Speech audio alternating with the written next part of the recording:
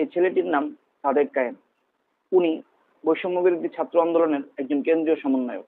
এই পরিচয়ই আমরা ওনাকে এতদিন চিনে আসছিলাম, কিন্তু সম্প্রতি ওনার একটি ফেসবুক পোস্টের মাধ্যমে আমরা ওনার একটি নতুন পরিচয় জানতে পেরেছি।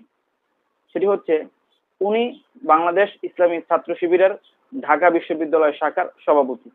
ওনার সমন্বয়ের পরিচয় নিয়ে মানুষের মধ্যে এত আলোচনা পর্যালোচনা ছিল না, কিন্তু যখনই মানুষ এটা জানতে পারলো যে উনি ছাত্র শিবিরের ঢাকা বিশ্ববিদ্যালয় শাখার সভাপতি, তখনই ওনাকে নিয়ে ব্যাপক আলোচনা পর্যালোচনা হচ্ছে।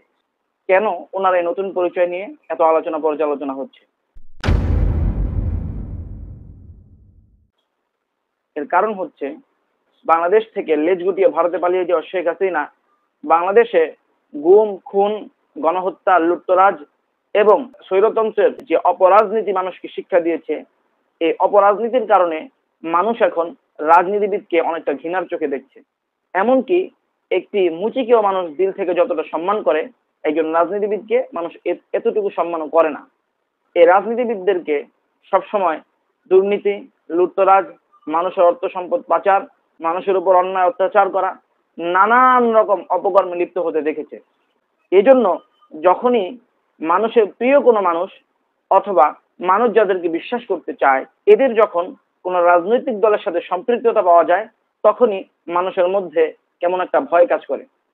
মানুষ মনে করে আমরা যাদেরকে বিশ্বাস করছি কিংবা আমাদের এই প্রিয় মানুষটি ওই রাজনৈতিক দলের মধ্যে গিয়ে সেও নষ্ট হয়ে যাচ্ছে, সেও তাদের মতো সেই দুর্নীতি, অপকর্ম এবং অপরাজনীতির মধ্যে জড়িয়ে যাচ্ছে। এ ধারণা থেকেই মূলত মানুষ আমাদের এই সমন্বয়কদেরকে কোন রাজনৈতিক দলের সাথে সম্পৃক্ত থাকা কিংবা সম্পৃক্ত হওয়ার ব্যাপারে অনেকটাই আতঙ্কগ্রস্ত। কিছুদিন পূর্বে যুব ও ক্রীড়া মন্ত্রণালয় মাননীয় উপদেষ্টা জনাব আসিফ মাহমুদ ভাইকেও তার পূর্বের একটি রাজনৈতিক পরিচয় নিয়ে মানুষের মধ্যে ব্যাপক আলোচনা পর্যালোচনা হতে দেখা গিয়েছে। তিনি পূর্বে বাংলাদেশ ছাত্র অধিকার পরিষদের ঢাকা বিশ্ববিদ্যালয় শাখার সভাপতির দায়িত্ব পালন করেছেন। আবার হাসানাত আব্দুল্লাহ ভাইও সেদিন তারেক রহমানকে নিয়ে একটু প্রশংসা করায় তার প্রতিও মানুষকে বিরূপ আচরণ করতে দেখা গিয়েছে।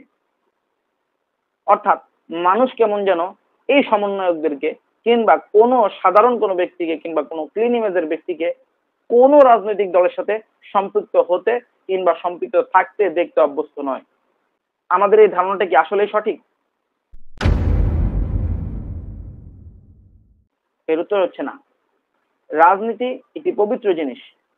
পৃথিবীতে যতগুলো দেশ আছে সমস্ত দেশগুলোই চালাচ্ছেন এই রাজনীতিবিদরা। রাজনীতি যদি দেশ এবং মানুষের কল্যাণে হয়ে থাকে, তাহলে সেই রাজনীতির চর্চা এবং রাজনীতিবিদ তৈরি হওয়া আমাদের সমাজকে এবং আমাদের দেশকে টিকিয়ে রাখার জন্য একটি আবশ্যকীয় বিষয়।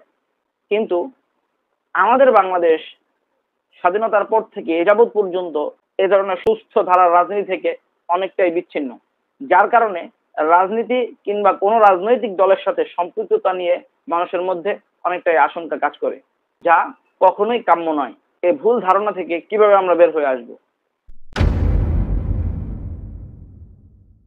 মানুষকে এই ভুল ধারণা থেকে বের করে আনার দায়িত্ব বর্তমান বাংলাদেশের প্রত্যেকটি রাজনৈতিক দলের। চাই সে বিএনপি হোক, চাই সে জামায়াত ইসলামী হোক, চাই সে ইসলামী আন্দোলন বাংলাদেশ হোক, চাই সে অন্য কোনো রাজনৈতিক দল হোক, প্রত্যেকটি রাজনৈতিক দল এবং রাজনৈতিক কর্মীর দায়িত্ব মানুষকে এই ভুল ধারণা থেকে বের করে আনার। এখন এই কাজটি আমরা কিভাবে করব? স্বাধীনতার পর থেকে চলে আসা এই অপরাজনীতির বিলোপ আমাদেরকে করতে হবে।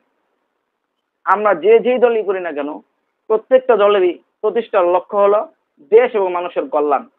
আমরা যদি মূলত পক্ষে দেশ ও মানুষের কল্যাণে কাজ করে ভোগের রাজনীতি বাদ দিয়ে যদি ত্যাগের রাজনীতির চর্চা করতে পারি, তাহলেই মূলত মানুষের মধ্যে রাজনীতি এবং রাজনীতিবিদদের বিরুদ্ধে যে বিরূপ একটা ধারণা এবং যে ঘৃণা সঞ্চার হয়েছে, সেই ঘৃণা থেকে মানুষ বের হয়ে আসতে পারবে।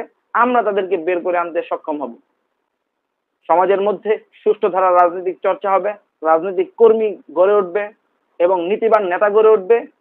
ত্যাগী এবং নীতিবান কর্মী এবং নেতাদের দ্বারাই একটি দেশ এবং একটি জাতি সুষ্ঠুভাবে সুন্দরভাবে পরিচালিত হতে পারে। কাজে এই মুহূর্তে বাংলাদেশের সকল রাজনৈতিক দলকে সুষ্ঠু ধারার রাজনীতি এবং রাজনৈতিক কর্মী তৈরি করে মানুষের এই ভুল ধারণা ভাঙাটাই করণীয় কাজ হবে বলে আমি মনে করি।